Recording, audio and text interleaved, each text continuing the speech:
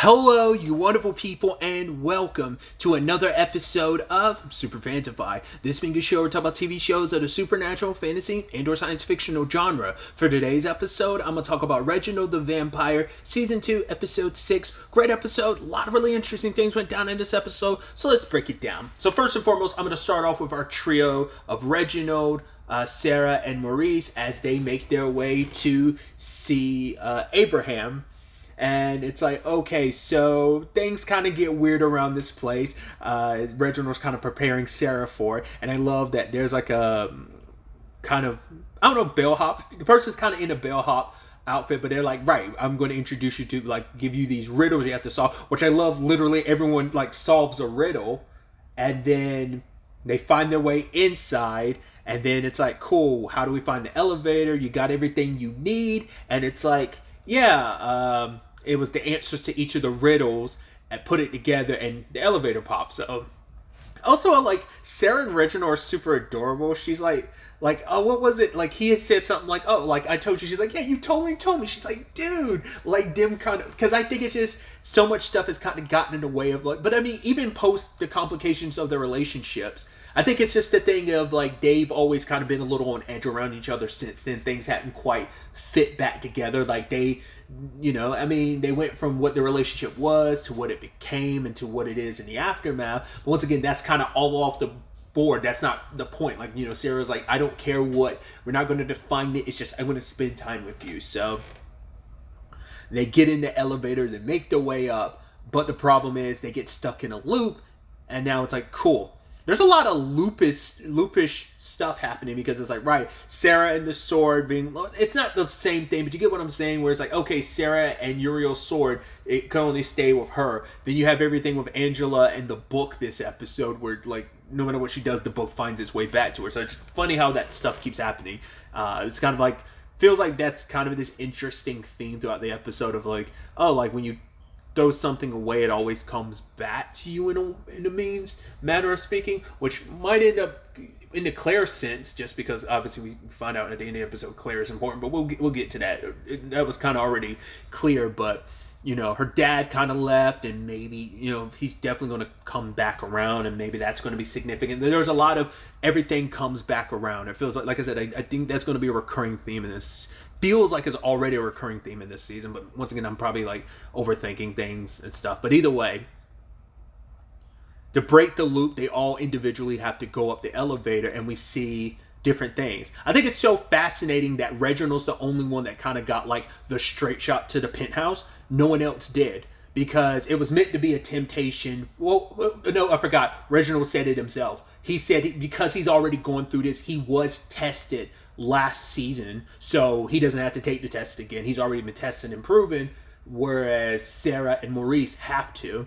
And it's interesting because both Sarah and Maurice's tests were basically like, hey, this is what your life could be. And obviously Sarah wants to protect her friends, but it's like, yeah, but you put in your 2 weeks notice, but all that kind of fell to the wayside because you want to help save your vampire friends. It's like, dude, you literally ran away from crazy when it came to your family, so why are you now desperately surrounding yourself with crazy? It's like, well, crazy found its way to her, but, you know, we could all do with a little craziness in our lives, because the craziness that is her life has brought a lot of good people into her life. And it kind of goes back to what she was telling Uriel, like, people are pieces of your life, and when they're gone, like, you know, these are people that have become parts of her life, and it's like she doesn't want any of them to disappear, especially Reginald. So, but it's like, yeah, you could have this life, it could be quiet and quaint, and you can own this little, like, this could be a little slice of heaven. You could get away. But Sarah, you know, it's like, right, protecting her friends, Reginald in particular, I'm sure, is like, yeah, it's more important to her. It's like, my own am I willing to, like, toss aside my friends for my own happiness? And that's just not who Sarah is. Then Maurice, on the other end, he finds a timeline version of himself of, hey, this is who you would be if you never met Angela. You would have gotten married, have 2 kids, one on the way, and your mom would have been a grandmother before she died, which is like all she ever wanted, which is very sweet, you know. I mean, also, like, his obviously mom's circumstances wouldn't have ended the way it ultimately did, you know. So there's that blessing in disguise.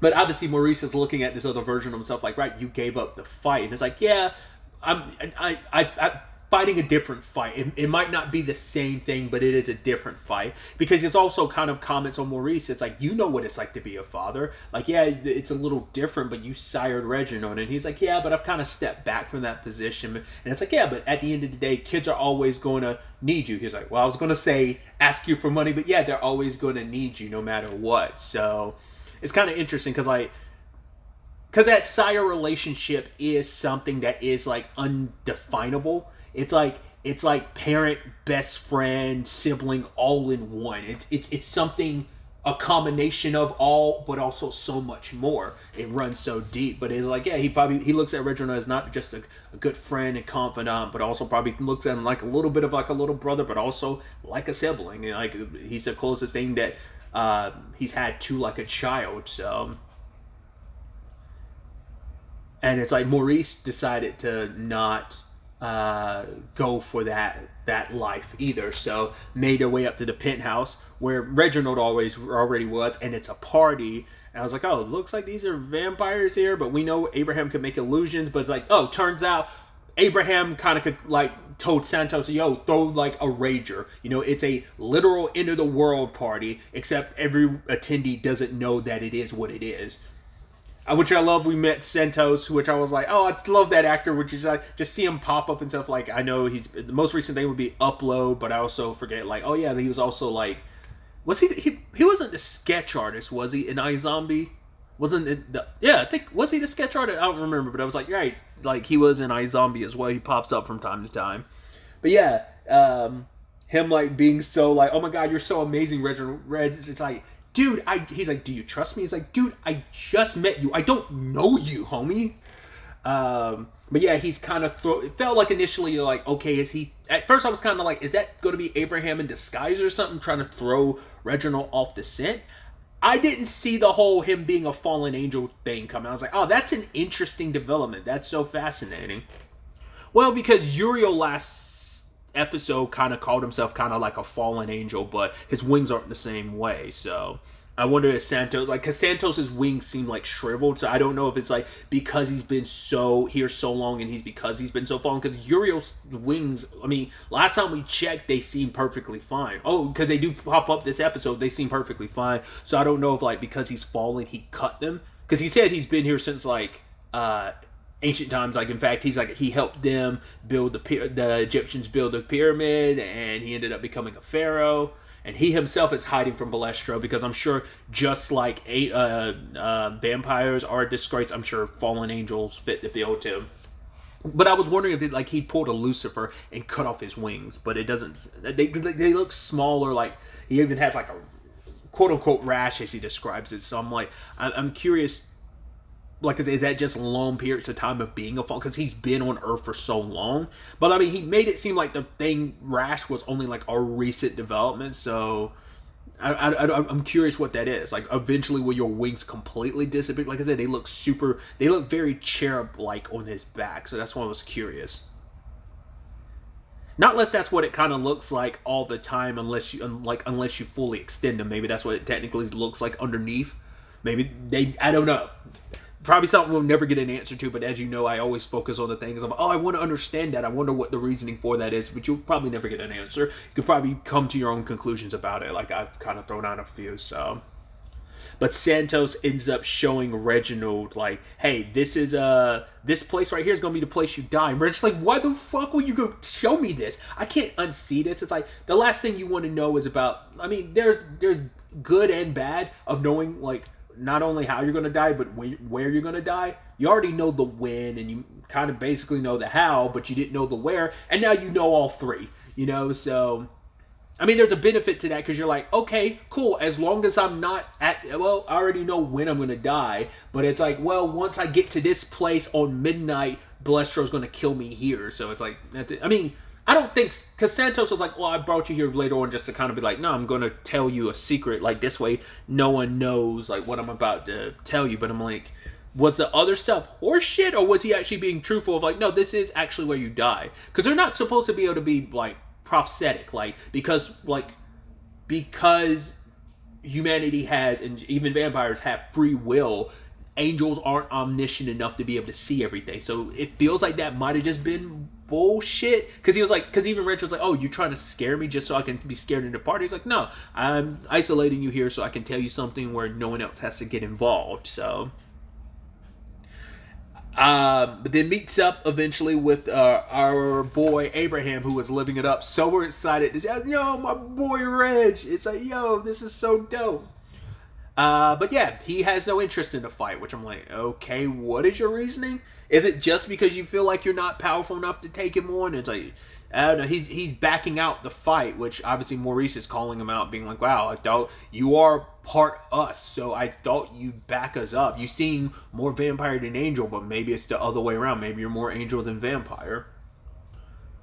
But Reggie calls him out because he's like, right, you're just talking about accepting things. You're up here partying. The reason why isn't because you're like, because it's like, yeah, you're like the strongest of the vampires. You're like second to Balestro, like in power level, like a close second. So why aren't you doing anything? And Reggie drops what Santos told him.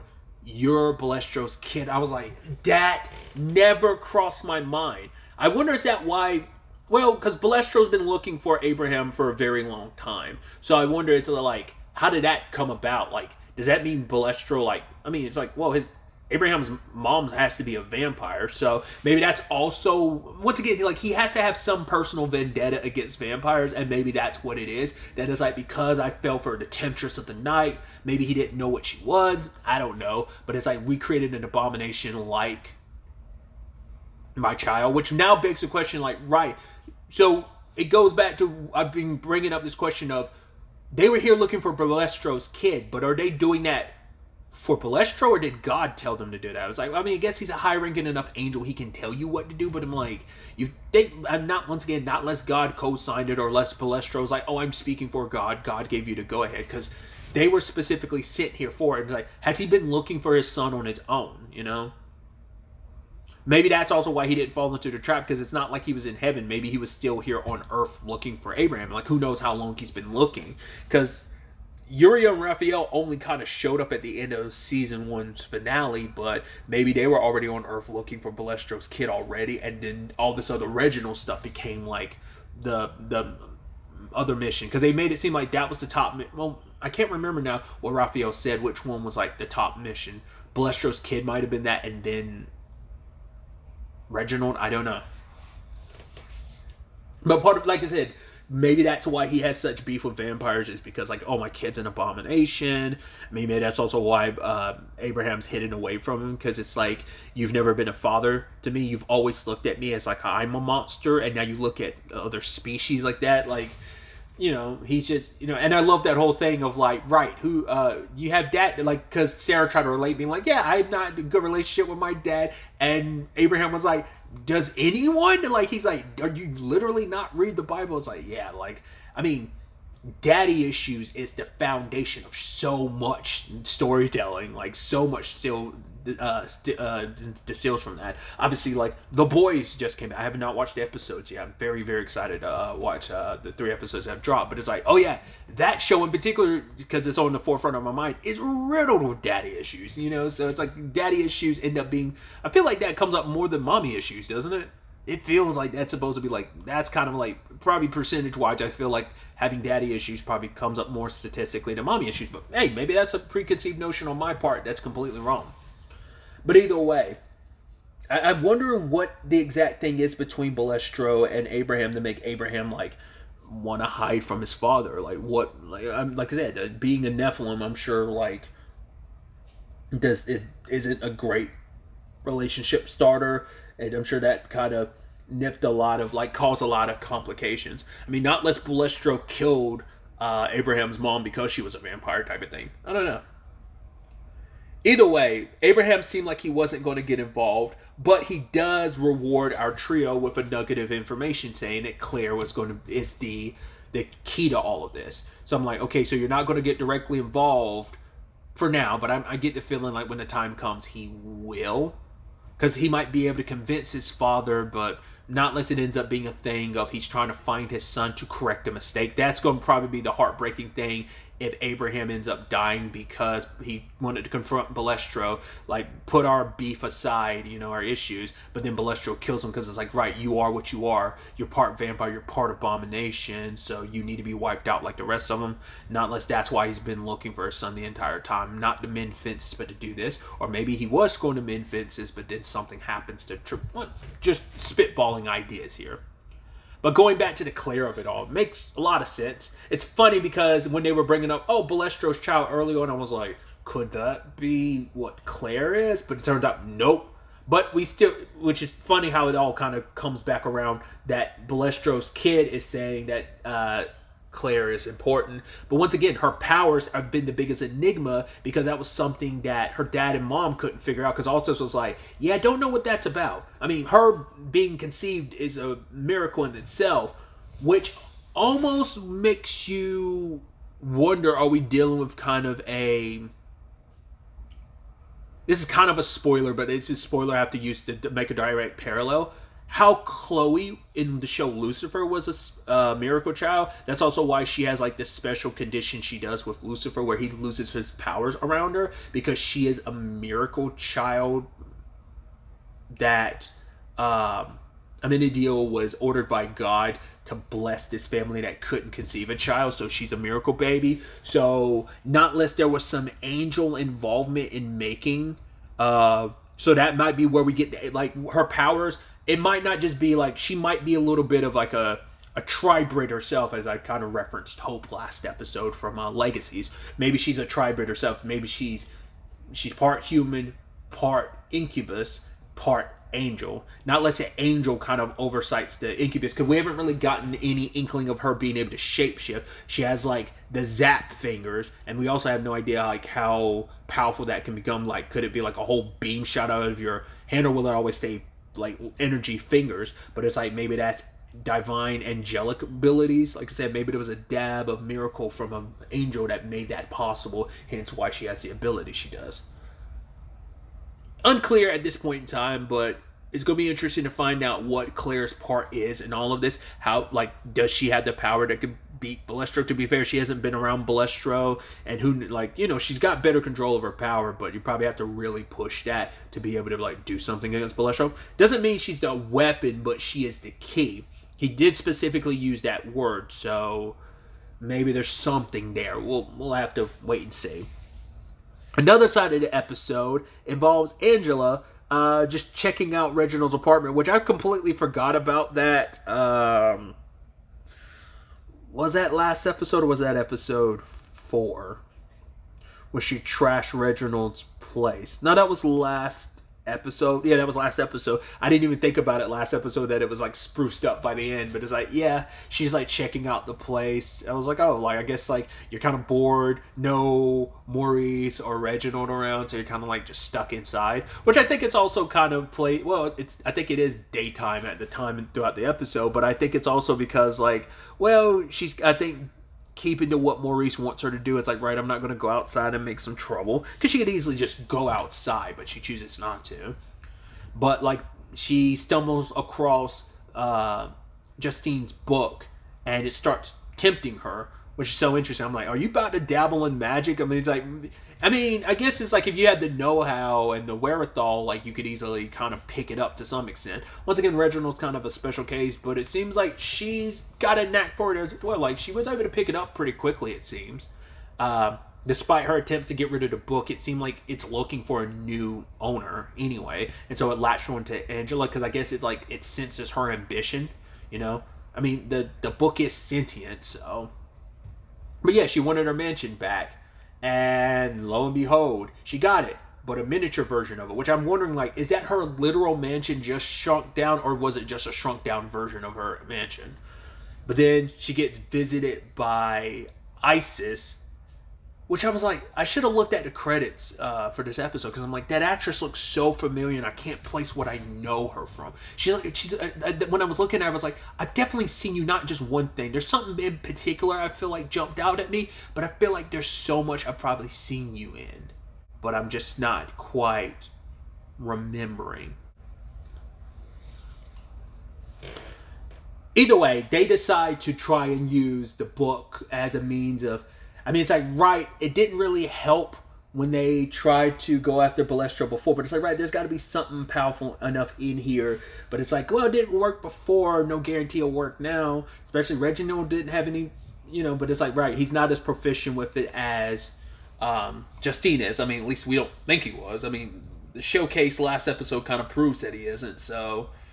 But, their ultimate decision ends up becoming, cool, if we're dealing with the divine, let's deal with the damnation. So they're planning on summoning a demon, which did not go well. Isis got possessed, but luckily they were able to pull the demon out and stuff it inside the house, which I'm like, we're completely moving away from that, because by the end of the episode, that's not resolved. What if Reginald comes back and you left the demon sealed inside that little, man, not unless Angela took it with her. I have no idea, but I'm like, that's still in play, so that could still play some part, but maybe afterwards they're going to return it. Maybe in between scenes, we didn't get to see it in the episode, but maybe they returned it to hell. I have no idea. But the fact is we didn't see that happen on screen, and they didn't reference it in any dialogue, makes me go like, yeah, it seems like that might still be in play. Like I said, I don't know if they forgot it and just left it in Reg's apartment, or, like I said, Angela took it with her.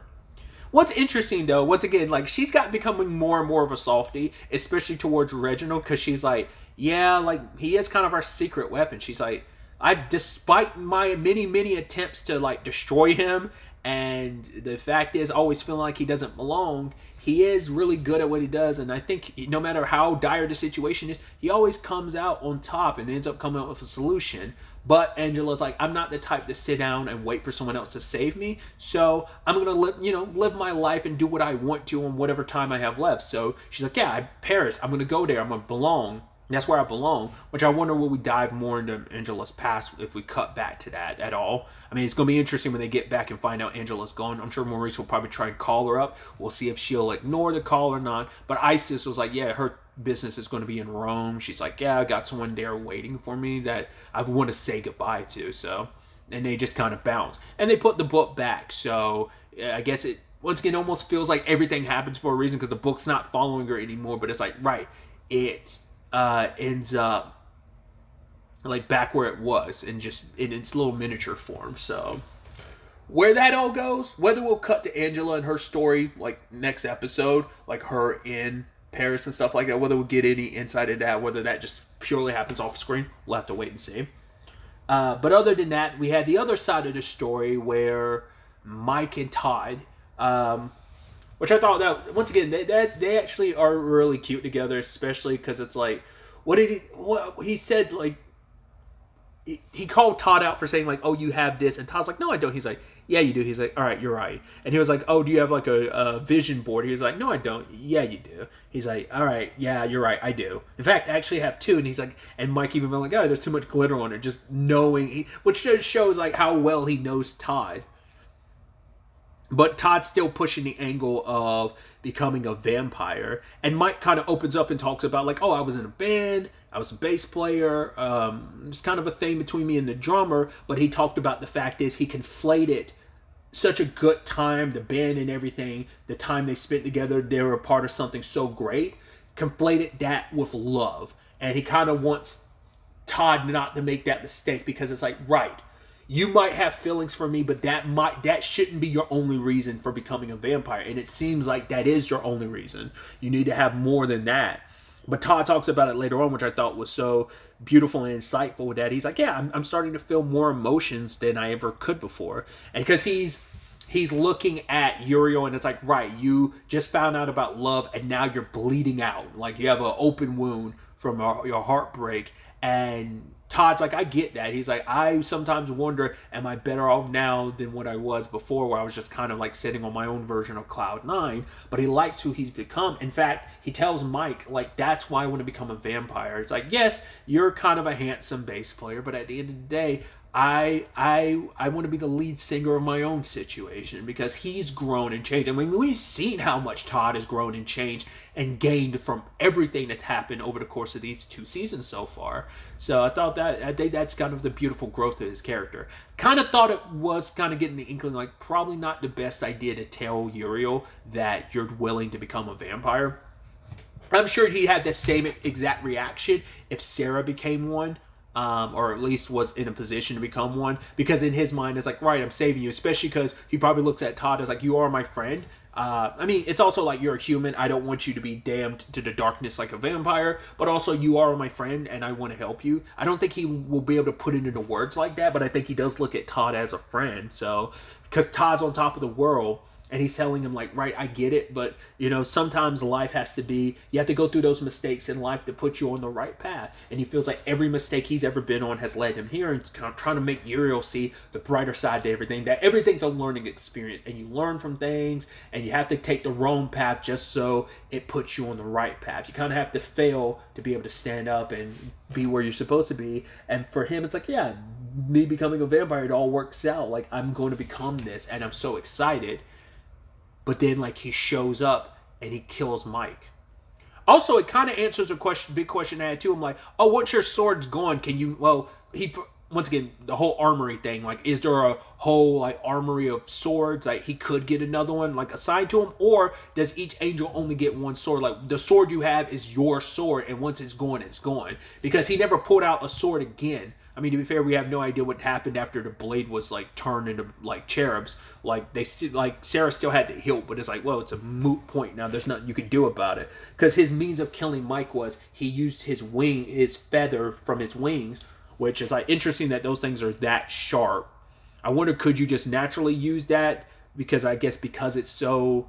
I mean, could they use their wings as weapons? Which wings, like, the only thing I'm trying to think, like, I don't think they ever got used as weapons in Supernatural, but I think they were used in Lucifer as kind of weapons. But either way, I wonder, could he have just like swung his wing and killed Mike? Whatever the case may be, using the blood of an angel, he ended up. Because wasn't that the poison that could kill vampires? Wasn't that it? Angel's blood? I forgot about that, because it's something that hadn't come up this season. But like, wasn't like at one point Maurice was going to use that against Angela, right? Isn't it Isn't it Angel's blood, or was it dead? It's not Dead Man's blood, is it? Or I'm probably conflating that with a different vampire series. I don't know if that was like I don't know if I'm conflating that with like oh god, Interview with the Vampire, which I need to start watching, because I've not seen an episode of this season. I just haven't gotten around to it. I'm just like, I'm falling so far behind on stuff. Either way, I want to say maybe it was Angel's Blood. I can't remember what it was, because it came up a few times last season. But yeah, uses his powers and kills Mike. I was like, that sucks. And he's like, right, I'm trying to save you. This isn't the right path. And then like Todd breaks down and just like, he wasn't going to turn me. He said no. But I guess, and once again, Uriel in his mind is like, right, this is the wrong path, and now you're going to be on the right. But like, his heartbreak, he's trying to save Todd from it, because Todd's trying to save him and help him. But in your heartbreak, you broke his heart, hurting the person he cares about, and not, you don't know enough about humans. You think you know enough right now to help them, but you're causing more harm than good. But it's also like, right, him saying like, right, Mike said no, he wasn't going to turn me, but also I'm sure in Uriel's head, it's two things. One, well, vampires, you can't trust them. Being of the night, he would have changed you eventually. Either he would have done it even though he said he wasn't going to, or eventually you would have worn him down. So it's kind of a preventative measure of, yeah, you would have eventually been in position to become a vampire, even if Mike says no now, but ends up killing him. I was like, damn, that sucks. But then we get the ending of the episode where Mike ends up in this blank space, and all these photos, like paintings, pop up of him. Kind of gives me Madarame vibes, that whole situation, where I was like, oh, that's weird. So is that kind of like purgatory?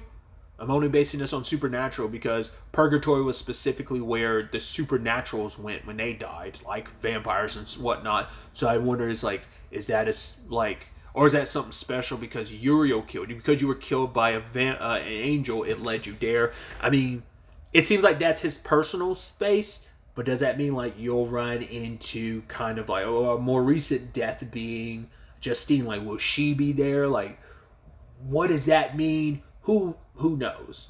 Because that conversation did come up in this episode about like the afterlife for vampires, if there even is one. So A lot of very, very interesting developments. I'm so curious to see where the hell all of this ends up taking us going forward into the next episode.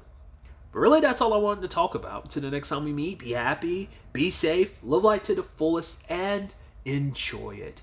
Good day, and goodbye.